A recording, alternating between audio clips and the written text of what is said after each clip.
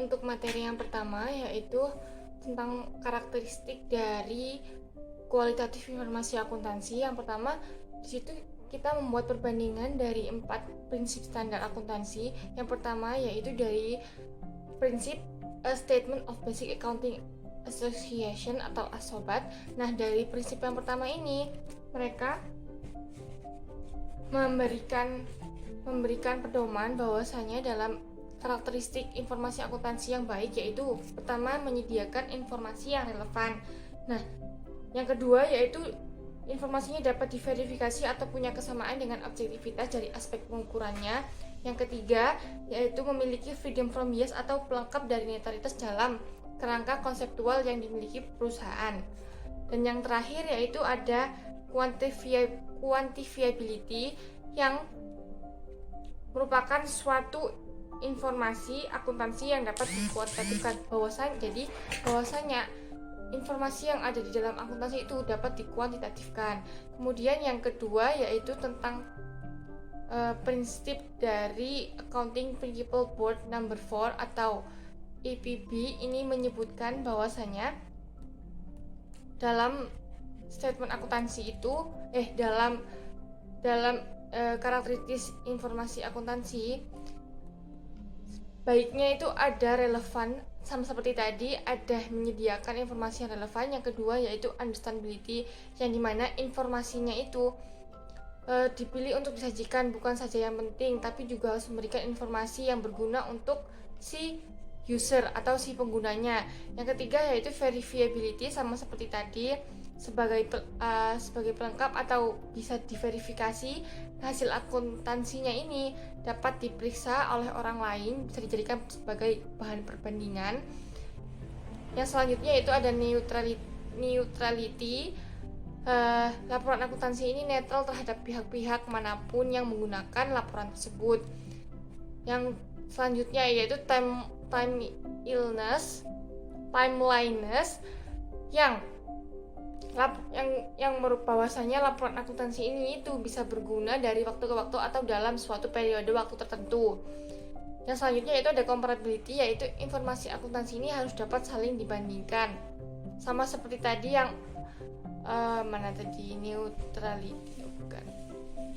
Kemudian ada completeness, informasi akuntansi ini dilaporkan harus mencakup semua kebutuhan yang layak untuk diinformasikan untuk si user. Untuk prinsip standar selanjutnya yaitu dari SFIC atau Statement of Financial Accounting Concept Number 2. Di sini mereka juga ada yang namanya relevan. Kemudian reliability sebenarnya hampir sama, kurang lebih. Di sini juga ada reliability, namun di reliability di sini dibagi sebagai ada 3 bagian, yaitu ada verifiability, representational faithfulness, dan neutrality. Kalau verifiability ini dari statement financial accounting ini didefinisikan sebagai kualitas yang dapat ditunjukkan dengan menjamin sebuah tingkat konsensus yang tinggi. Untuk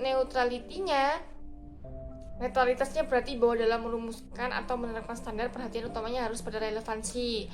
Kalau yang ketiga yaitu representational faithfulness, korespondensi atau kesepakatannya ini antara suatu ukuran dan fenomena yang dimaksudkan itu untuk bisa mewakili. Jadi dalam informasinya itu mewakili hal-hal yang ada di representational faithfulness ini. Yang terakhir yaitu sama dari statement financial accounting konsep ini, cuma bedanya di number 8 atau number 8. Penyebutannya sama.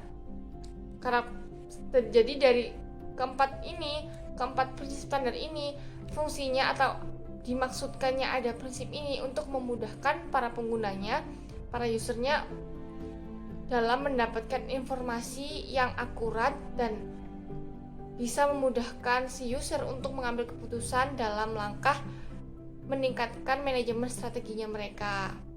Seperti itu. Analisis laporan keuangan. Menurut Munawir, tujuan analisis laporan keuangan merupakan alat yang sangat penting untuk memperoleh informasi sehubungan dengan posisi keuangan dan hasil-hasil yang telah dicapai perusahaan yang bersangkutan. Data keuangan tersebut akan lebih berarti bagi pihak-pihak yang berkepentingan apabila data tersebut diperbandingkan untuk 2 periode atau lebih dan dianalisa lebih lanjut sehingga akan dapat diperoleh data yang akan dapat mendukung keputusan yang akan diambil.